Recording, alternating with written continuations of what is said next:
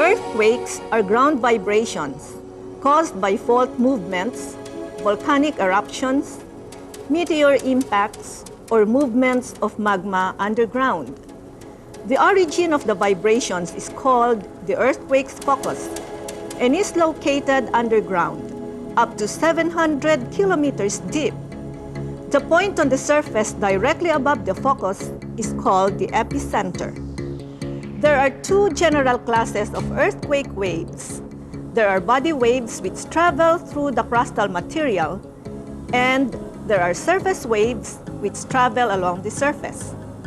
The strength of an earthquake is measured in terms of intensity or degree of destruction, as in the modified Mercalli scale, and its magnitude or amount of energy released, as in the familiar Richter scale.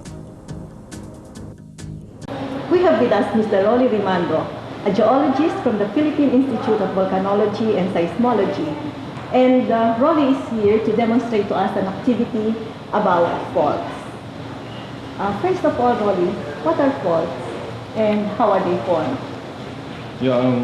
Faults are a reaction of the crust to the various stresses or pulls and pulls that it is subjected to. Yes. And what are the different kinds of faults? There are three basic types of a fault. The first type is normal fault. Then you have a reverse type of fault. Then a strike-slip fault. Could you show us, using these models, what these different faults are? We're going to use these models to illustrate the formation of the three basic types of fault. This is a styrofoam model, and the colors represent the layers of rock that the plates are made of. In a normal type of faulting, one block moves down relative to the other, and you see how the layers of rock are displaced by a normal faulting. Now, if this block that moved down moves up instead, then you have a reverse type of faulting.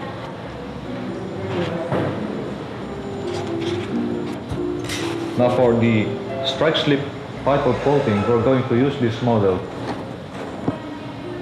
And there's a diagram of a stream to illustrate the effect of a strike-slip faulting. In strike-slip faulting, one block moves past another block. So what happens is this block moves either to the left or to the right, this way. Yes, and you can see the effect on the stream, isn't it? So when it moves that way, there is what do you call that? Dislocation?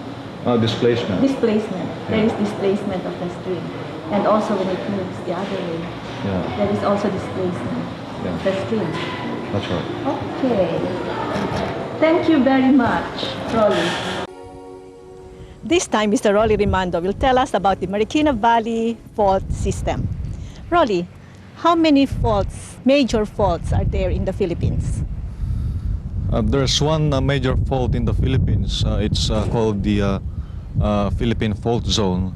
It's composed of many splays or branches, and it stretches from northwestern Luzon up to Davao for about 1,600 kilometers. Of course, there are other faults, like in Metro Manila, we have the East Zambales Fault, then we have the Lubang Fault, and of course the Marikina Valley Fault System. What prompted PHIVOLCS to research on the Marikina Valley Fault System? Okay, long before we knew that there was a nearby fault system near Metro Manila, we thought it was a good idea to study that fault and its activity, a fault which is right in our own backyard. How long is this fault and what areas does it traverse? The fault system is at least 120 kilometers long, and it extends from north of Bulacan, that's near Nueva Ecija, through east of Metro Manila, and up to east of Tagaytay. What are your findings so far, and what are the implications of these findings? Our research findings show that the Marikina Valley fault system is active and quite active, and that the fault system moves every 200 to 400 years. The implications of these findings is that people should be prepared no matter when the next earthquake is going to occur, whether it's going to be tomorrow, next month, or next year. It doesn't really matter. The important point is that people should be prepared. People can do a lot to prepare for an earthquake, like they could adopt a personal preparedness measures before, during, and after. Like before an earthquake, they could do a lot to within their homes to prepare, like stabilizing objects that can topple, aparadors, and stabilizing ceiling fans, preparing medicine kits, yeah, those things. Also, during an earthquake, the most important thing is not to panic, because if you panic, that's the end of it. What do you do? Instead of panicking, people can duck under a sturdy table, for example, near the doors, stable areas. And also, after an earthquake, people can also do a lot. Like, how do you exit? How do you go out of the building after the earthquake? You don't go out of the building during the earthquake when there's a strong shaking, because you don't have much time anyway to go out. You'll just cause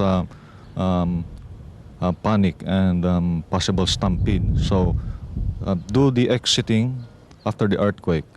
Thank you very much, Rolly, for the useful information that you have shared with us. Erupting volcanoes are only a small part of the Earth's volcanic activity.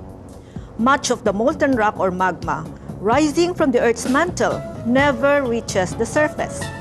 When it rises beneath continents, it cools slowly and hardens underground, forming many kinds of igneous intrusions.